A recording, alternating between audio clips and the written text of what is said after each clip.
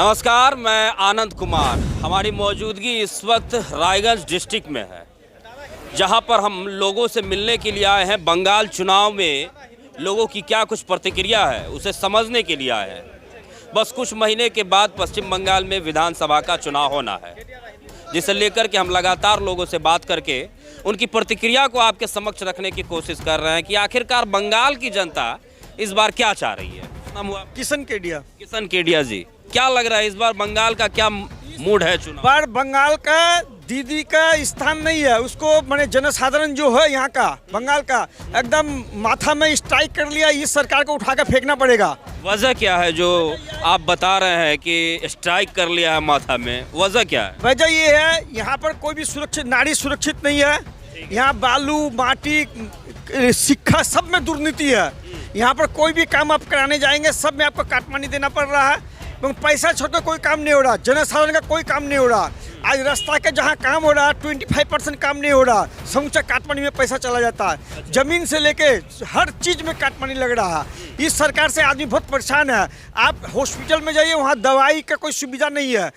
जिस ऑफिस में जाइए कोई सुविधा नहीं है, सब जगह आपको काटमानी देना पड़ता है। तो किसकी सरकार आ जाने से ये तमाम सुविधाएं जो है वो सुचारू रूप से चालू हो जाएगी? ये एकमात्र भारतीय जनता पार्टी की सरकार आएगी तो सरकार खूब बढ़िया से चलेगी। समय का मतलब कांटे की टक्कर बीजेपी और टीएमसी के बीच में। टीएमसी कोई फैक्टर नहीं है हम लोग के सामने में। बीजेपी के सामने में टीएमसी कोई फैक्टर नहीं है। यहाँ पर टीएमसी को यहाँ पर जोट करके लड़ना पड़ेगा। देख लीजिएंगे आप, लास्ट में वो जोट में जाएगी।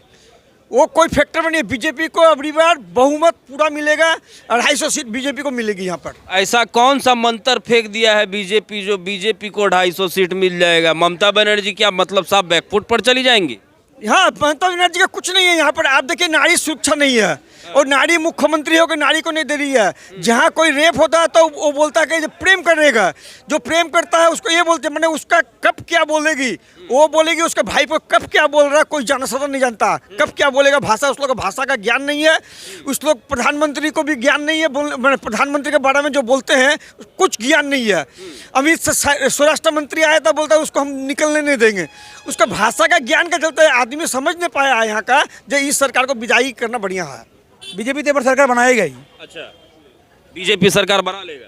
15 साल में जो नहीं बन पाया वो इस बार हो जाएगा। वो तो 2006 में ही बोले थे वामफ्रंट नहीं, वामफ्रंट तो हट जाएगा। अच्छा। लेकिन नहीं हुआ। हम लोग का कुछ गलती था, कुछ प्रॉब्लम था। 2021 में नहीं हुआ, 26 में 100% होगा। ऐसा क्या मतलब? ऐसा बना चुका है। नहीं, ऐसा क्या रोड मैप मिल गया है बीजेपी को जो बंगाल में सरकार बन जाएगी बीजेपी की? तृणमूल का भ्रष्टाचार, तृणमूल का काटमानी, सब कुछ में गंडगोल, पब्लिक मन बना चुका है। इस बार बंगाल में बीजेपी आएगा। ममता दीदी कह रही है कि मोदी जी जो है वो वोट चोरी करके सरकार बना रहे हैं। बिहार का भी जो है मतलब वही बात बता रही है कि बिहार में वोट चोरी हुआ है इसलिए सत्ता में आ गए। वोट चोरी कर करके सत्ता में आते हैं बीजेपी के लोग। जिस बार उन लोग जीतता है तब बंगाल वोट चोरी नहीं होता है। जब बीजेपी जीत जाता है तब वोट चोरी होता है। ये तो उसका विरोधी का बोलना ही है, तो बोलेगा ही वो। अच्छा, वो लोग इतना साल था तो उसका वोट चोरी नहीं हुआ। इस बार हवा बदल गया है इसलिए वोट चोरी हो जाएगा।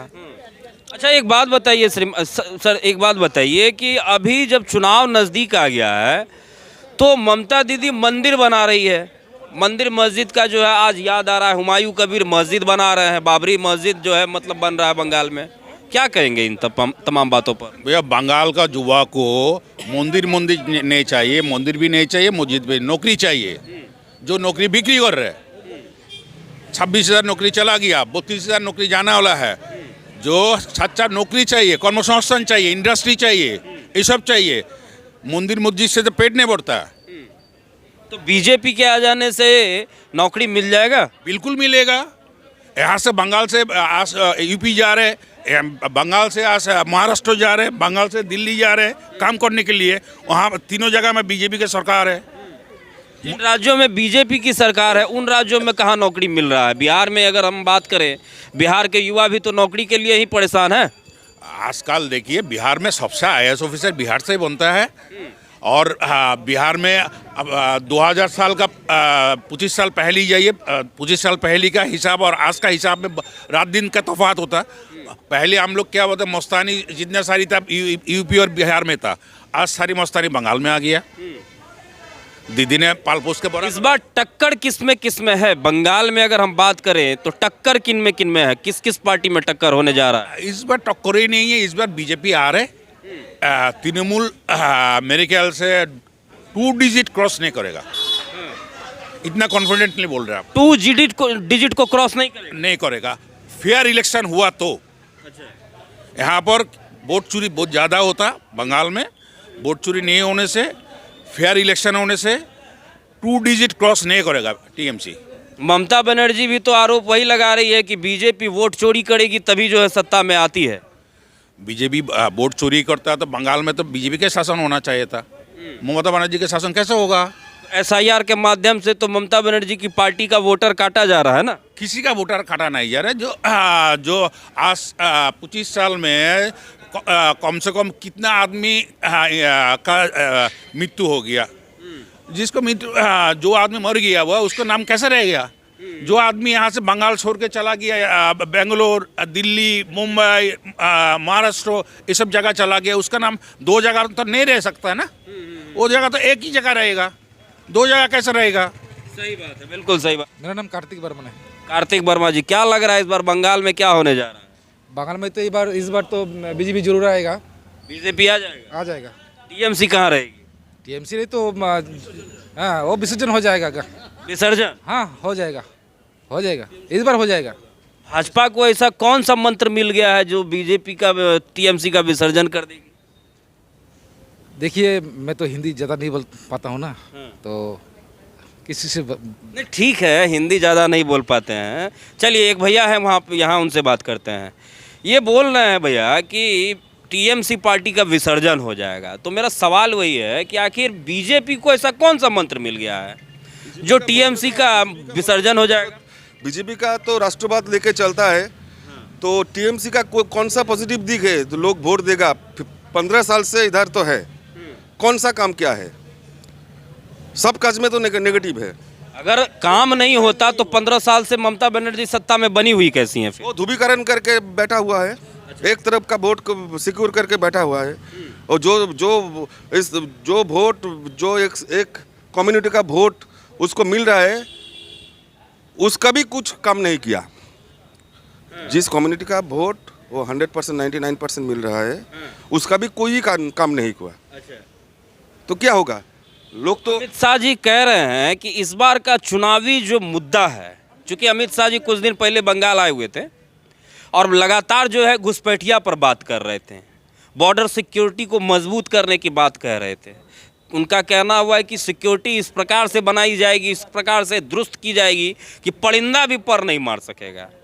तो बंगाल में बांग्लादेशी मुसलमानों की संख्या आखिर है कितनी जो इस तरीके की बात कही जा रही है? और अगर सिक्योरिटी कहीं ना कहीं टाइट नहीं है तो इसमें केंद्र की सरकार की तो कहीं ना कहीं नाकामी है ना। हाँ, तो बॉर्डर जो काटातर का बेड़ा होता है, वो तो जो जमी इधर से मिलता है तो वो तो देगा ममता सरकार। वो अगर नहीं दिया तो बॉर्डर कैसे होगा? ये तो गणतांत्रिक राष्ट्र है ना। एसआईआर जो चल रहा है पश्चिम बंगाल में, उसका नुकसान किसे होगा और लाभ किसे होगा? टीएमसी का नुकसान होगा, सरासर नुकसान होगा टीएमसी का।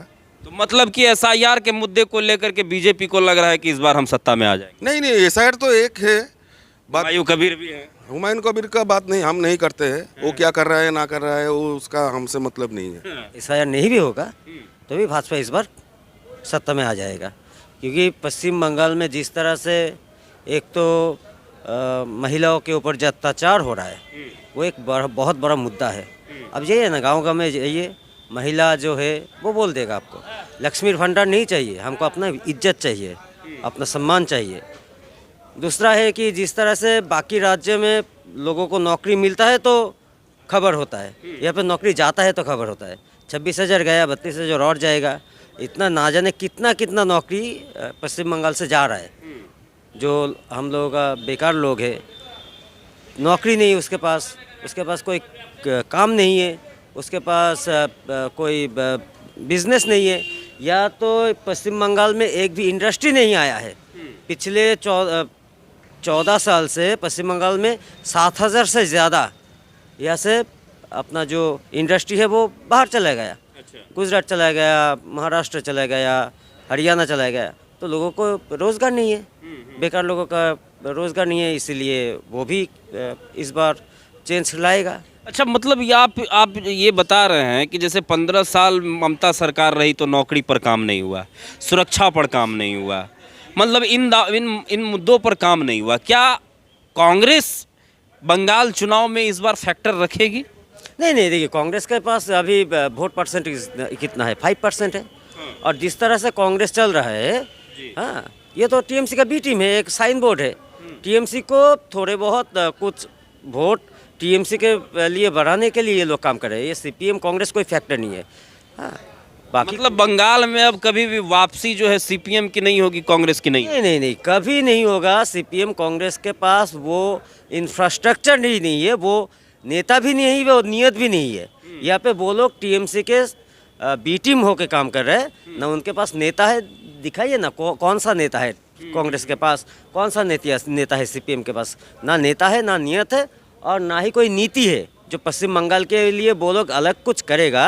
ऐसा कोई नीति है क्या सीपीएम के पास या फिर कांग्रेस के पास? नहीं है, ऐसी कोई नीति ही नहीं है। कोई नीति नहीं है।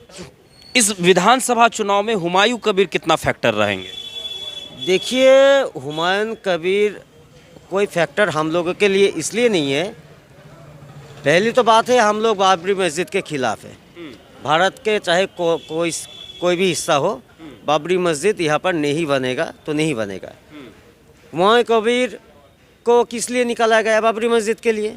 अगर वही एक कारण होता तो क्या होता? अभी तक हुमायूं कबीर जेल के अंदर होता। बिल्कुल। जेल के अंदर वो नहीं है, वो बाहर इसीलिए है क्योंकि पश्चिम बंगाल में जो अल्पसंख्यक है वो लोग ममता से नाराज़ है। बहुत सारे अल्पसंख्यक लोग ममता से नाराज़ है। अब मद्रासा के जो टीचर है वो भी तो अब रास्ते में है, आंदोलन कर रहा है।